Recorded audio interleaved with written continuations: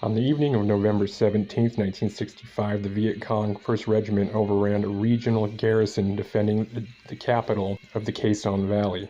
The morning of November 18th, shooters from the Marine Aircraft Group 16 and Group 36 began landing and transporting Vietnamese Republic troops to counter the insurgency. The Battalion of the Republic of Vietnam soldiers were landed about 700 meters away from the actual city itself. The Marine aircraft groups took on heavy anti-aircraft fire from 12.7 millimeter cannons from the adjacent hills around the area.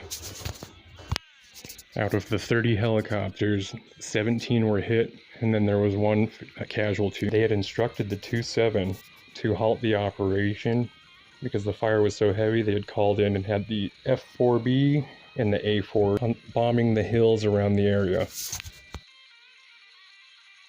After F-4Bs from Aircraft Group 11 and the A-4s from Marine Aircraft Group 12 attacked the anti-aircraft positions, the helicopter landings were resumed, and the People's Republic of Vietnam Army repulsed an attack on the landing zone. By November 19th, they had recaptured Hip Dirk, killing 141 Viet Cong while losing 33.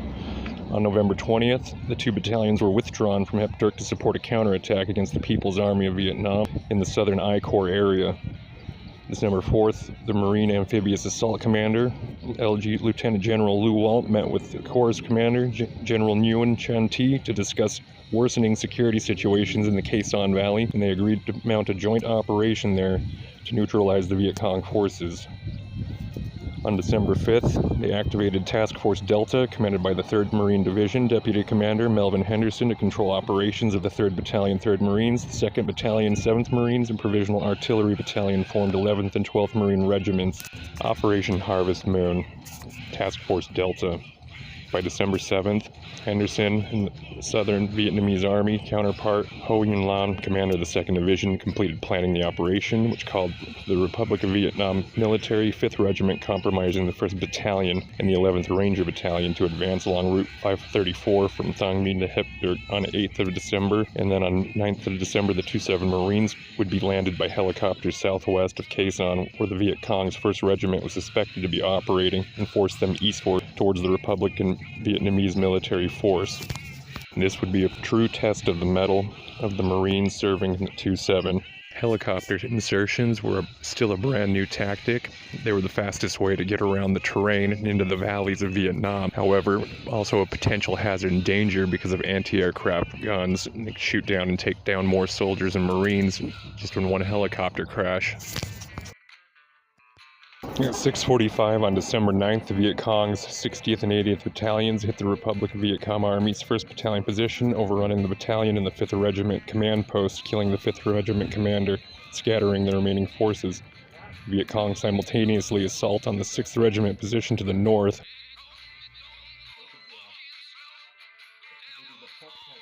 And at 10:00, HMM 161 and 361 helicopters began landing the 2-7 Marines 9 kilometers west of their position.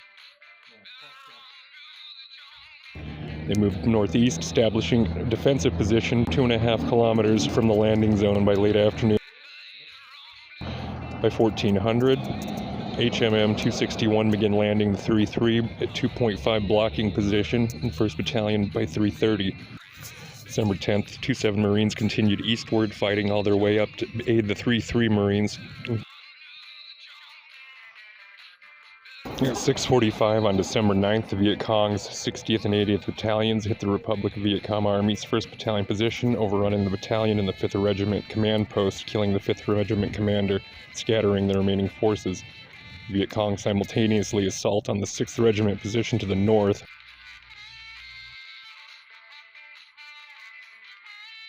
And at 10:00, HMM 161 and 361 helicopters began landing the 2-7 Marines 9 kilometers west of their position.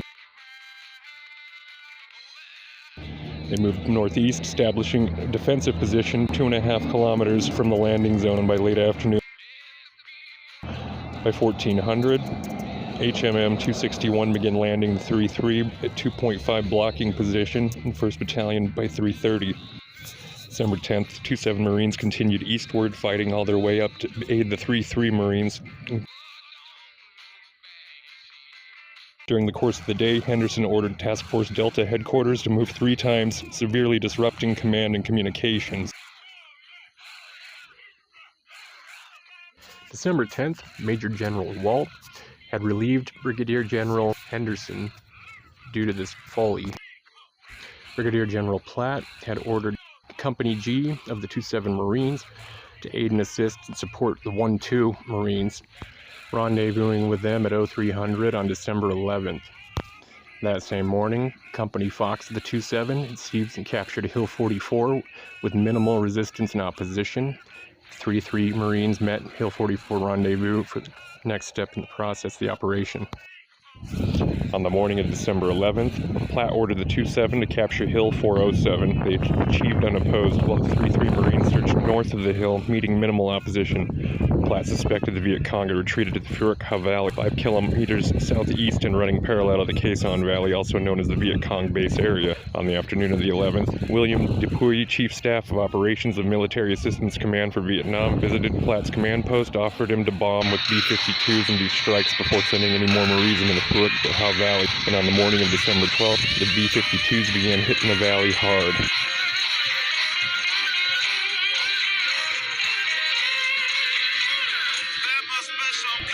That afternoon, the Marines deployed south of the valley while the 3-3 deployed on the ridge lines north of the valley. Following further B-52 strikes, and 2 battalions moved into the valley from the north and south, finding large quantities of abandoned supplies and equipment, but few Viet Cong.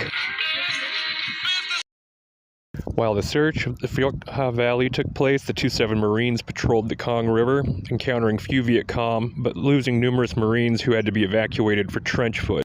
On the 18th of December, as the 2-7 Marines advanced to the village of Kai Fu, 6.5 kilometers west of Route 1, they were ambushed by Viet Cong's 8th Battalion.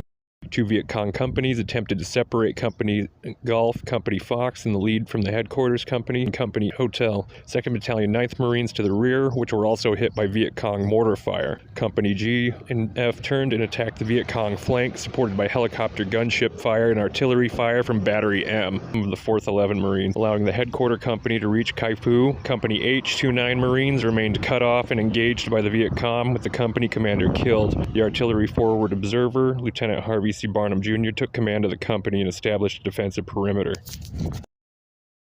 First Lieutenant Harvey C. Barnum Jr. took command of the company, established that defensive perimeter, which fought off the Viet Cong for the next 4 hours.